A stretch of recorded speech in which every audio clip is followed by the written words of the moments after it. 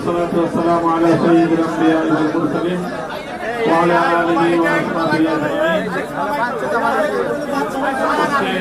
এই জনপ্রিয় সামাজিক সম্মেলনে বর্তমান বাংলাদেশের জাতীয় রাজনীতির গুরুত্বপূর্ণ ও নেতৃত্বশীল ব্যক্তিবর্গ উপস্থিত রয়েছেন। বিভিন্ন দলের প্রতিনিধিবৃন্দ এখানে উপস্থিত হয়ে আপনাদের মাধ্যমে জাতির কাছে আজকের এই সংবাদ সম্মেলনের মাধ্যমে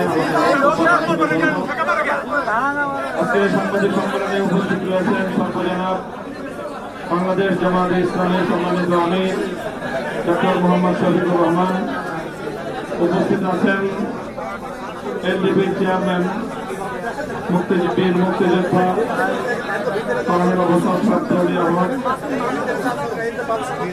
বীর বিক্রম অলি আহমদ, উপস্থিত আছেন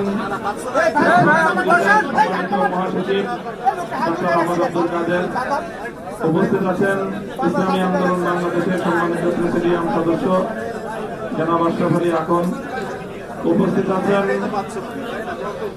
নিজামী ইসলাম পার্টি বাংলাদেশের সম্মানিত সিনিয়র নায়েব আমির জনাব আব্দুল মাজিদ আথারি, উপস্থিত আছেন ডেভেলপমেন্ট পার্টির চেয়ারম্যান জনাব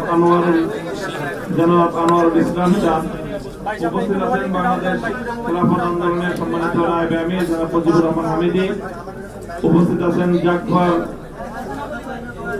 সহসভাপতি জনাব রাশেদ প্রধান, উপস্থিত আছেন বাংলাদেশ জামায়াতে ইসলামীর সহকারী সেক্রেটারি জেনারেল জনাব হামিদুর রহমান আজাদ এবং আমি বাংলাদেশ খেলাফত মজলিসের আমির মামুনুল হক।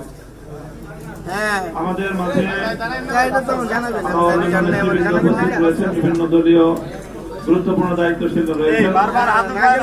আজকের এই সাংবাদিক সম্মেলনে এখন আমাদের সকলের পক্ষ থেকে আমাদের সম্মুখে বক্তব্য রাখবেন বাংলাদেশ জামায়াতে ইসলামীর সম্মানিত আমির ডক্টর শফিকুর রহমান।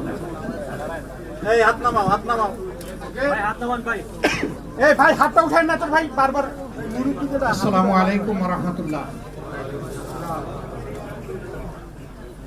সম্মানিত সাংবাদিক বন্ধুগণ,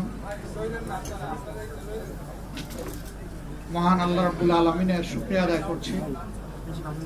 জাতির একটি গুরুত্বপূর্ণ মুহূর্তে,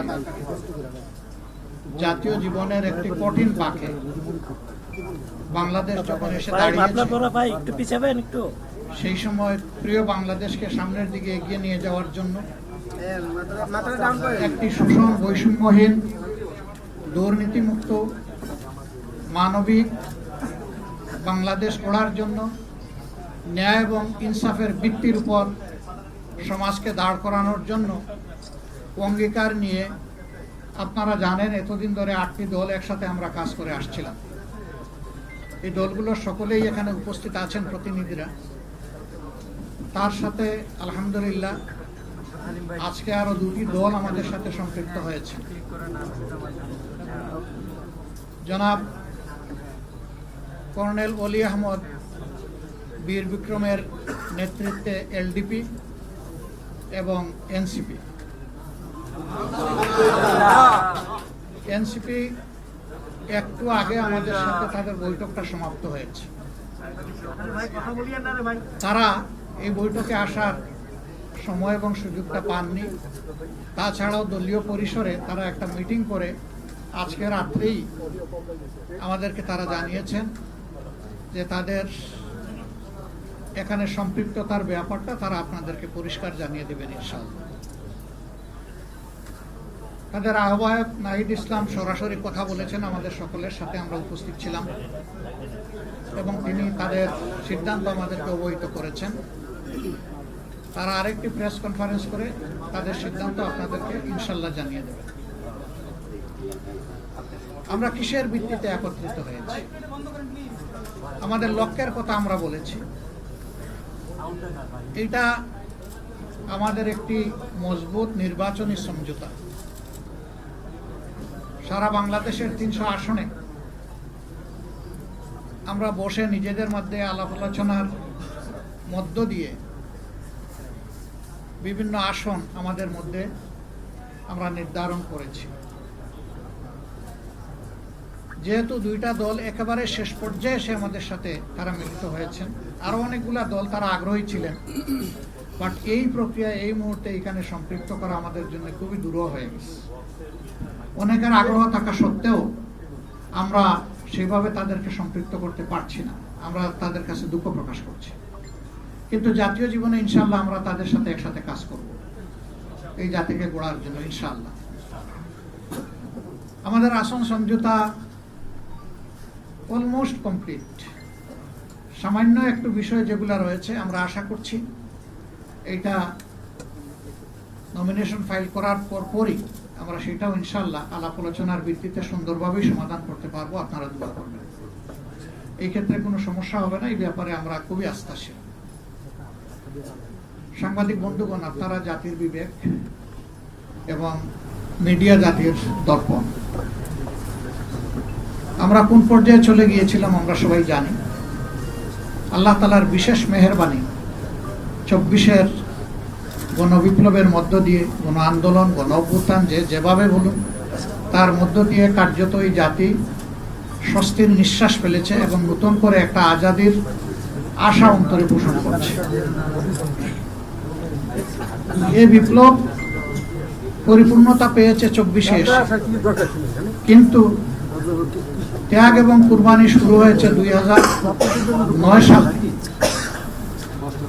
তৎকালীন বিডিআরের সদর দপ্তর পিলখানায় যে মর্মান্তিক হত্যাকাণ্ড সংঘটিত হয়েছিল, যেখানে বাংলাদেশের কমিটির 57 জন অফিসার তাদের জীবন দিয়েছিলেন।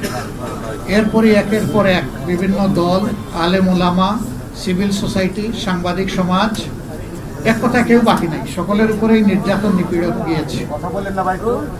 এখন জাতি একটা দীর্ঘস্থায়ী মুক্তির দিকে আগাতে চায়, শান্তির দিকে আগাতে চায়, একটা সুশৃঙ্খল জাতি হিসাবে আত্মপ্রকাশ করতে চায়। এবং আমাদের যুব সমাজের যে প্রত্যাশা, যেটার জন্য বুক চিতিয়ে তারা লড়াই করেছিল, জীবন দিয়েছিল, তাদের প্রত্যাশা পূরণ এখন আমাদের দায়িত্ব। আমরা আজকে মহান রবের দরবারে সেই সমস্ত আল্লাহর বান্দাদের জন্য দোয়া করছি যারা জুলুমের হাত থেকে দেশকে বের করে আনার জন্য লড়াই করে জীবন দিয়ে দুনিয়া থেকে বিদায় নিয়েছেন। আল্লাহ তাদেরকে ক্ষমা করুন, তাদের উপর রহম করুন, আল্লাহ তাদেরকে শহীদ হিসাবে কবুল করুন। আর যারা লড়াই করতে গিয়ে আহত, বঙ্গুত্ব বরণ করেছেন, তাদের প্রতি আমাদের গভীর শ্রদ্ধা এবং সমবেদনা। আল্লাহ তাআলা তাদেরকেও সুস্থতার নিয়ামত দান করুন। এত মানুষের লড়াই, সংগ্রাম, আত্মত্যাগ এর মধ্য দিয়ে আজকে জাতি যে জায়গায় এসে উপনীত হয়েছে, ঠিক 1.5 মাসের চাইতেও কম সময় আমাদের হাতে রয়েছে জাতীয় নির্বাচন অনুষ্ঠানে। আমরা অঙ্গীকারবদ্ধ এই নির্বাচনকে সুষ্ঠু করতে, গ্রহণযোগ্য করতে আমাদের পক্ষ থেকে আমরা সর্বাত্মক সহযোগিতা করব এবং আমরা চাই নির্বাচনের যে তারিখ ঘোষণা হয়েছে তার কোনো হেরফের না হয়ে এই তারিখেই নির্বাচনটা অনুষ্ঠিত হবে। আপনাদেরও সহযোগিতা এই ব্যাপারে খুবই প্রয়োজন। আমরা আশা করছি সরকার একটা সুষ্ঠু নির্বাচনের জন্য তাদের যে করণীয়, নির্বাচন কমিশন এবং সরকার সেই দায়িত্ব তারা পালন করবে। এখনো তাদের অনেক কাজ বাকি রয়ে গিয়েছে, এখনো সমতল মাঠ তৈরি হয়নি সকলের জন্য। সেই মাঠ তৈরির কাজটা হচ্ছে সরকার এবং নির্বাচন কমিশনের।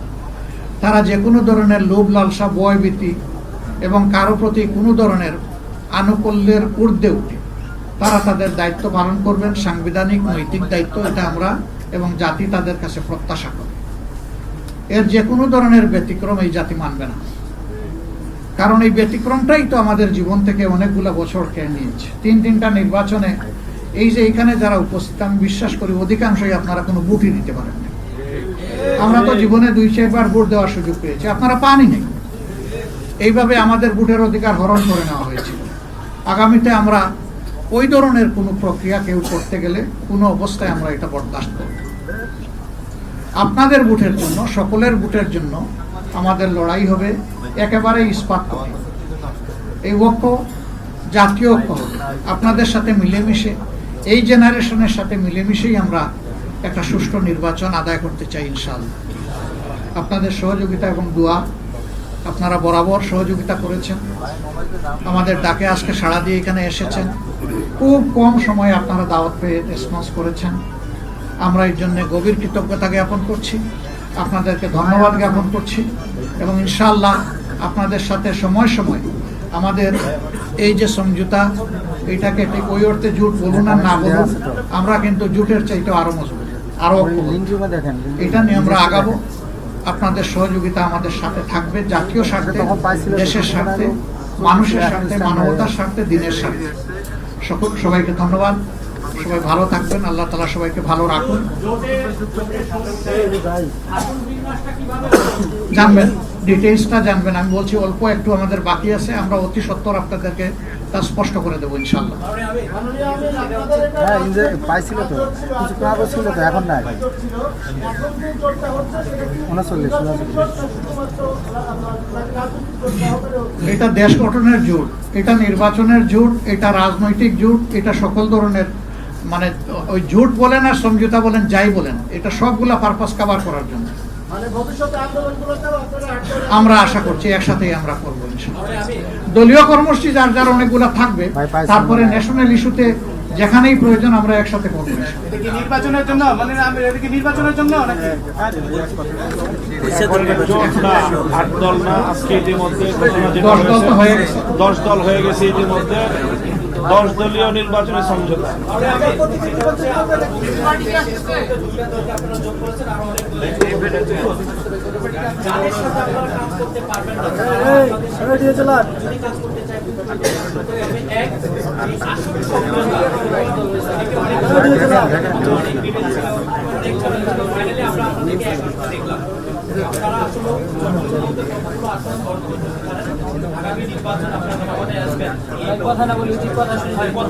এখানে কোনো একক দল কোনো আসন বন্টন করবে না।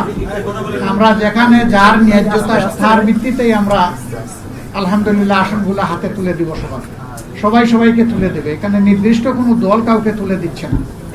আরো তো একদিন সময় আছে, নতুন করে যদি কোনো দল আসতে চায়, আমরা আরো কয়েকটি দলের নাম শুনেছি, তাদেরকে আপনাকে অ্যাকসেপ্ট করবেন কি করবেন না? আমরা সবাইকেই কবুল করব, কিন্তু এই সময় অ্যাকোমোডেট করাটা আমাদের জন্য কঠিন হয়ে যাবে। তারপরেও বিশেষ কোনো বিষয় থাকলে আমরা আমাদের মধ্যে আলোচনা করব প্রয়োজনে। ধন্যবাদ আপনাদের সবাইকে, অনেক ধন্যবাদ। হ্যাঁ, সেটাই তো আপনি চাচ্ছেন।